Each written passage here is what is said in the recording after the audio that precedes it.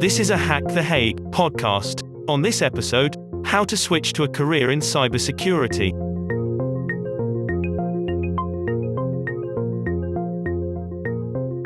Hello, Tsvetelina. Thank you for joining us. Yes, of course. So my name is Tsvetelina. I'm 24 years old, originally from Bulgaria, but I came to the Netherlands 6 years ago to pursue my bachelor studies in international studies, which focused on the Middle East. After that, I studied a few masters, one in crisis management, the other one in cybersecurity.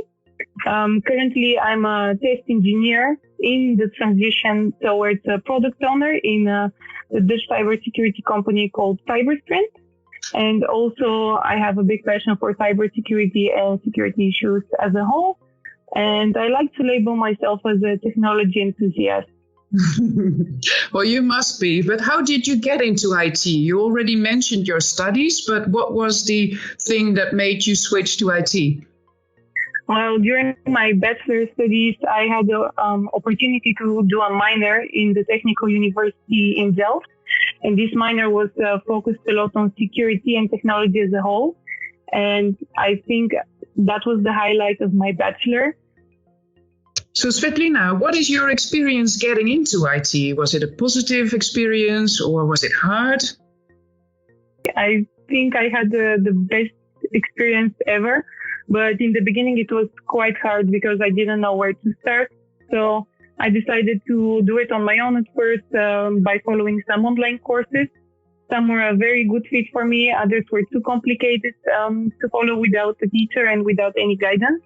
And after that, I found a nonprofit initiative called Cyber Workplace based in Rotterdam. And there they really focus on providing tech-savvy youngsters with the so much needed skills to build a career in cybersecurity. And it's very nice because you also have, you work in smaller groups and you have different teachers from companies in the Netherlands, and always the topics on our assignments vary. So it's not only about programming, it's not only about security, but it's also about cyber awareness, digital forensics, so all kinds of topics. Do you have any big example in cybersecurity or in IT for that matter? Big example as a person? Yes. I think it's just the people that I've met along the way. And it's very nice to mention that I've had very nice female experiences. For example, in the beginning, Cyber Workplace, the project manager was female and she was also Bulgarian. The board and the whole initiative was started by females that are in the field. So it was very nice to be guided by somebody that you can relate to, but also has already paved the way and can teach you a thing or two. So you already mentioned that you like to have female examples in order to join working in IT and cybersecurity. But we all know there's a shortage of personnel in IT in general. Is there anything you think we can do to attract more women to cybersecurity and IT? Yes, and it's not only IT, but all STEM sciences. I think if you have a shortage of talent, you just have to start looking at different places for it. And very often when I see different job descriptions, they always mention an IT background. But maybe recruiters and companies and organizations as a whole should start searching for people that have a little bit different backgrounds, but still have proven that they have this problem-solving mindset. So backgrounds in criminology, law, defense studies, they all prove to be a very good fit for a career in IT, psychology as well, I must mention. So I think if just recruiters focus a little bit more on getting the talent that they need and maybe educating them and training them, it would be beneficial. Okay, so I hope that a lot of recruiters are listening to this message. What do you like most working in this sector, in this market segment? I really like that it's very different, and there is no day like the other. You always have new challenges.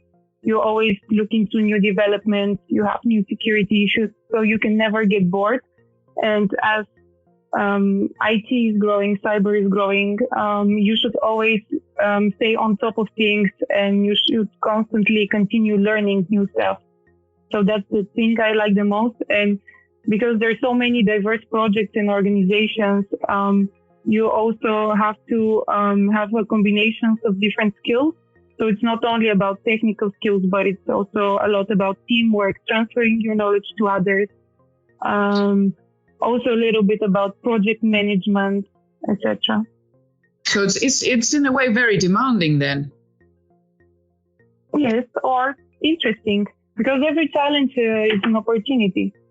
Excellent. Okay, great. Do you have any, technical skills that you want to acquire in the future, or do you have any specific ambitions? When it comes to technical skills, even if you have a good baseline, you should always improve them. And you should keep them up to date, because as you don't do things day to day, you might forget them. But I don't like to stay fixed within one field or only technical things. I always want to develop myself more. And if I can, I would like to not make any long-term plans, because there's so many opportunities, as I mentioned before. So I think I would just see how it goes. And as long as I'm curious and interested, I know it will be fine. That's great. Well, thank you, Tsvetelina, so much for sharing your views and your ideas. And good luck in all your future endeavors. Thank you for having me.